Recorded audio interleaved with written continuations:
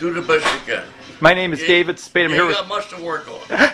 My name is David Spada. I'm here with legendary trainer Angelo Dundee. Angelo, 90 years old. You've been through a lot.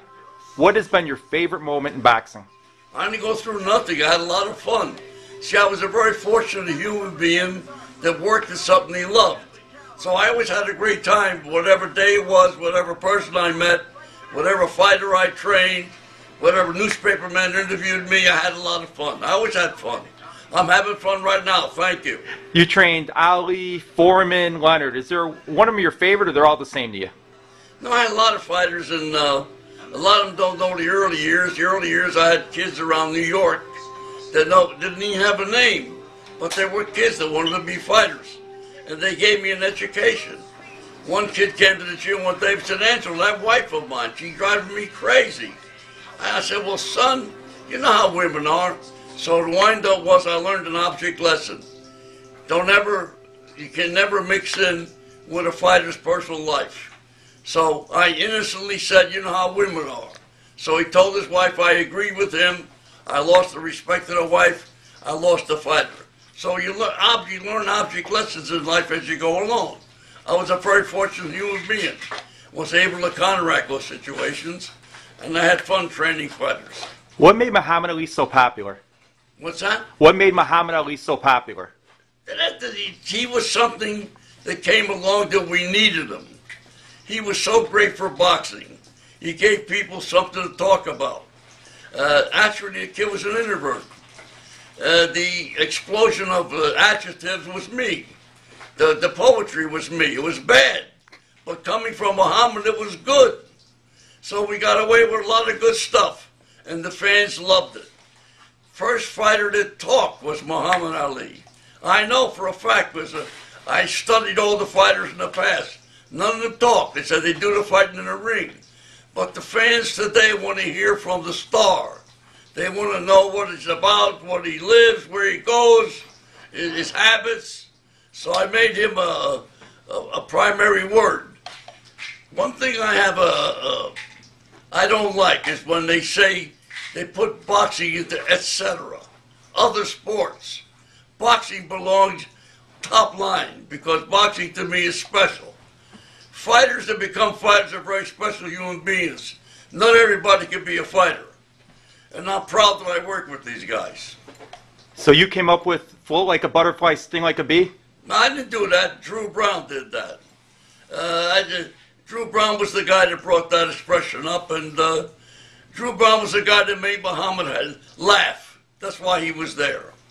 And what about Howard Cosell? Him and Ali seemed like they were pretty close. That was a marriage I created. I made them meet each other. Two geniuses. They had a lot of fun together. And then you had Sugar Ray Leonard. I mean, this guy was incredible. Ray Leonard had me. I had Ray. Ray had me. We had a great... You saw me and Ray together tonight. It's real. We're together. He's a great human being, a tremendous talent. And I'm very fortunate to be able to work with talent like that. With this fight with Hearns, what was going on there? Did you think he had a shot, or after 12 rounds, you think it was pretty much over? I knew he could beat Hearns.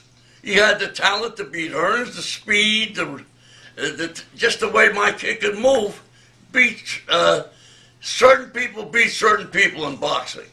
Ray Leonard would beat Hearns every day of the week. And what about with Duran? Roberto Duran, the first fight, you got to remember one thing. If Roberto then spoke English, he'd be as great as Muhammad Ali. Great talent, great sense of humor. What he did, he got Muhammad mad at him. He got Ray Leonard mad at him.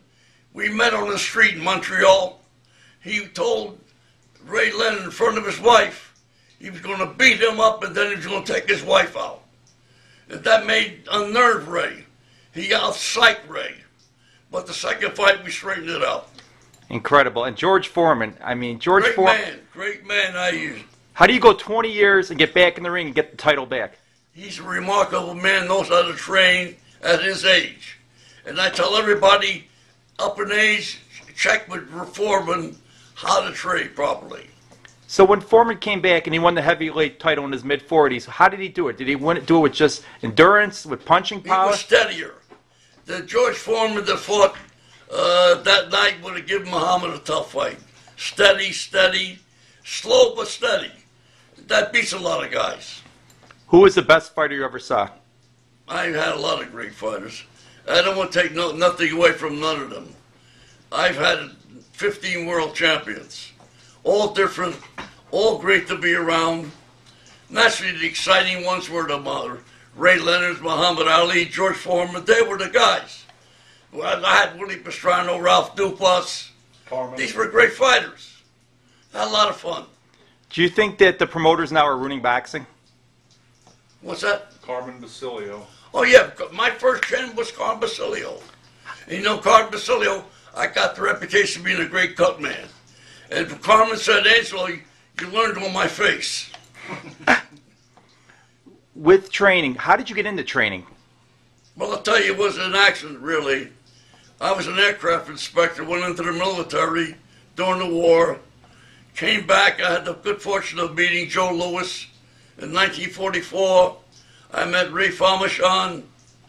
I met Marcel Cerdan in Europe during the war. They used to be at these tournaments.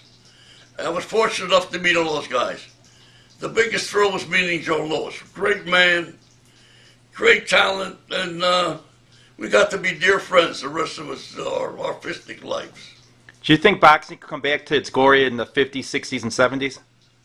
Well, no, you don't think back.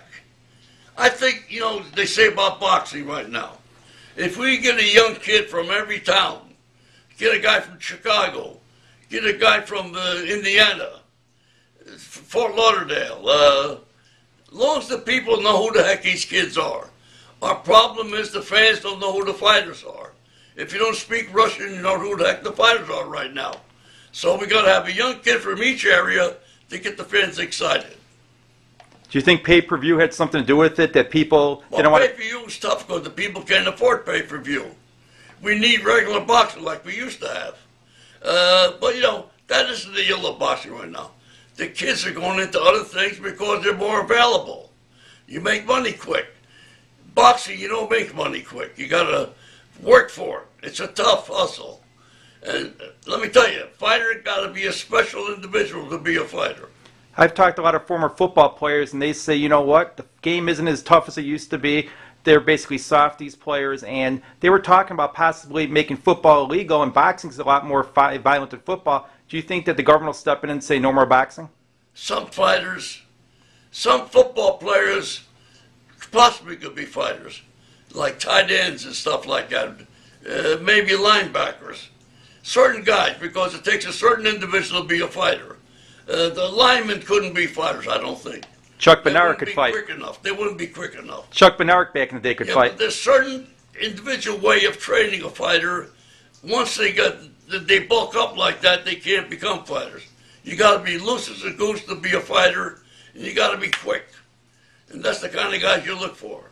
My great-great-uncle, he trained Sonny Liston, and he basically talked about Sonny Liston. He goes, he was a great fighter, but the problem was keep him under control.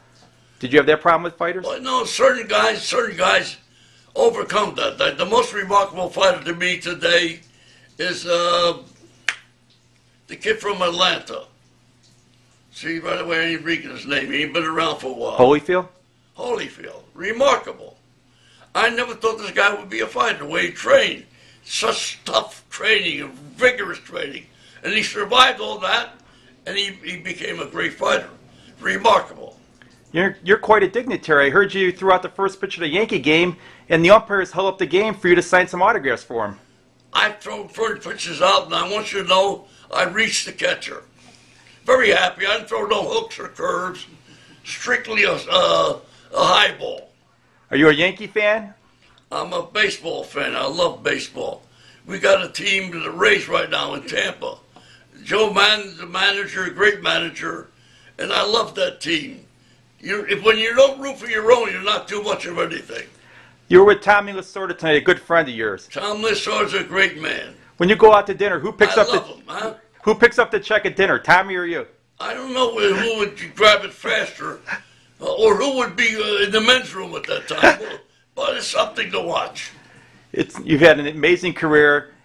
Would you want to still train people right now, or are you done? No, I'm training people. I've got a heavyweight that I'm introducing. I think an American heavyweight right now would be a tremendous attraction. I got a kid I'm working with. So you want to take down David Russia. Justin Ledet. You'll be hearing about him. So you want to take down those Russians, those Klitschkos. No, I ain't worried about those guys. They'll destroy themselves. How are they going to destroy themselves? They'll destroy themselves because there won't be no competition to fight them.